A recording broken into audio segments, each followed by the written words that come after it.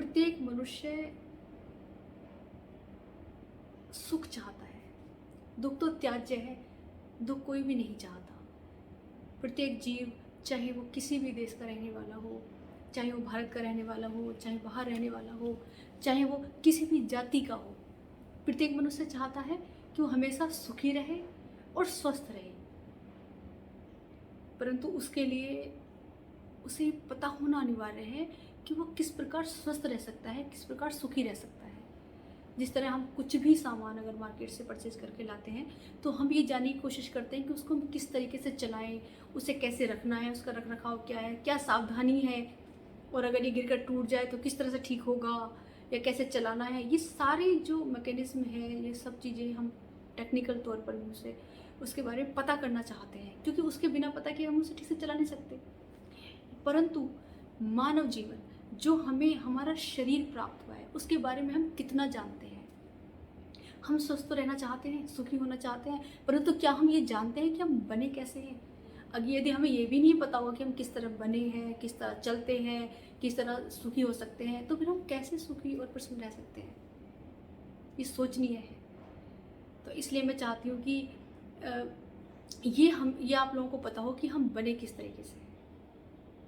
तो हमारी जो रचना हुई है वो हुई है आत्मा और प्रकृति से मिलकर। हम जीवात्मा हैं। जीवात्मा मीन्स जीव प्लस आत्मा। सांख्य दर्शन में महर्षि कपिल ने बताया कि हम मनुष्यों की जो उत्पत्ति हुई है, दो तत्व हैं। एक तरफ पुरुष कहते हैं आत्म तत्व को, आत्मा को, और दूसरी तरफ है पूरी प्रकृति।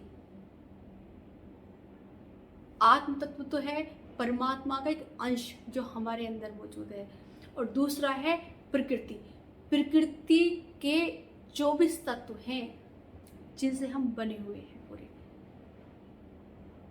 उन 24 तत्व प्रकृति के, और एक तत्व है आत्मरूपी परमात्मा का जो तत्व है। तो पूरे मिलकर हो गए 25 तत्व। तो 24 तत्व प्रकृति के कौन कौन से हैं जिनसे हम मिलकर बने हैं?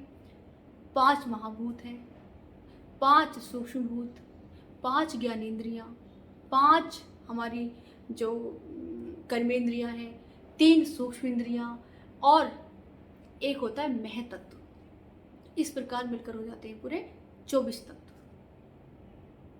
तो इन 24 तत्व और प्लस एक आत्मा, इनसे मिलकर हम बने हुए हैं, हमारी रचना हुई है। अब क्योंकि हम प्रकृति के 5 महाभूतों से, 5 एलिमेंट से, 5 तत्वों से मिलकर बने हैं हम, इसीलिए कहा जाता है कि प्राकृतिक जीवन जियो। अब प्रकृति के वो कौन कौन से 5 तत्व हैं जिनसे हमारी रचना हुई है? वो 5 तत्व हैं आकाश, पृथ्वी, जल, वायु, अग्नि। यही 5 तत्व प्रकृति में बाहर मौजूद है, ब्रह्मांड में उपस्थित है। देखिए, वायु के बिना जीवन नहीं। ऑक्सीजन तो कुछ समय ही मनुष्य को प्राप्त ना हो तो मनुष्य का जीवन संभव नहीं है। जल 70% जल बताया जाता है हमारे शरीर के अंदर, तो जल के बिना भी जीवन संभव नहीं हो पाता। पृथ्वी तत्व कहते हैं स्थूलता। जो अनाज है ना, जैसे दालें हैं, गेहूं है, चावल है, ये जितने भी अनाज आते हैं, दलहन है, ये सब जो थे पृथ्वी तत्व के अंदर आते हैं। पृथ्वी तत्व ये हो गया। वो भी हमारे शरीर के अंदर है, जो मांस के रूप में उपस्थित है, जिससे हम भोजन प्राप्त करते हैं। भोजन के फिर 3 भाग बनते हैं, वो मैं आगे बताऊंगी आपको। 3 भाग में उत्तम जो भाग है भोजन का, उससे मन बनता है।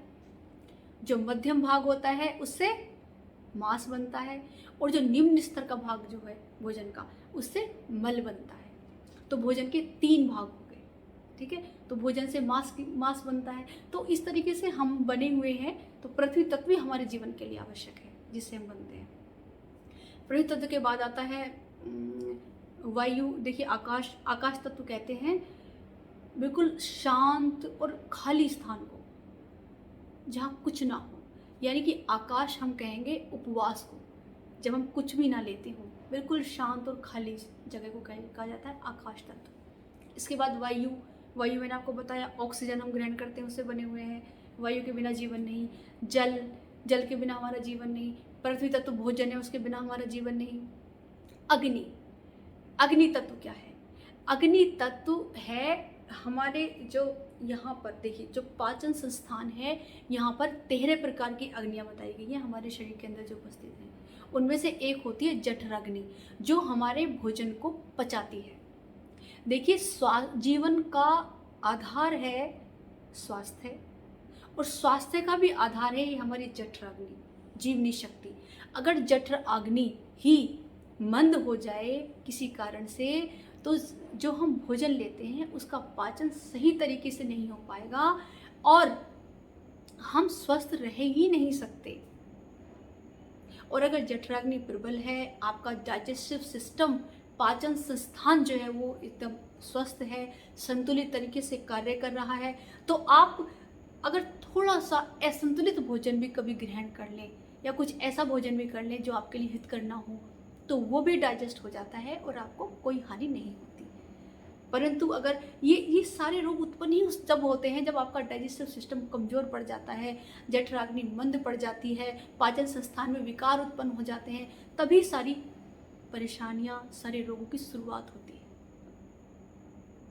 अगर पाचन शक्ति ठीक है, अग्नि ठीक प्रज्वलित हो रही है भोजन को पचाने के लिए, तो फिर रोगों का कारण ही नहीं है, क्योंकि वो अपना कार्य ठीक तरीके से करेगी, डाइजेस्टिव सिस्टम ठीक तरीके से चलेगा, डाइजेशन ठीक से भोजन का हो गया, मल बन गया, मल के बाद मल बाहर निकल गया। लेकिन जब डाइजेशन ठीक से नहीं होता, मल आमाशय में और आंतों में जब सड़न पैदा करने लगता है ना, तब जाके हमें रोग उत्पन्न होते हैं।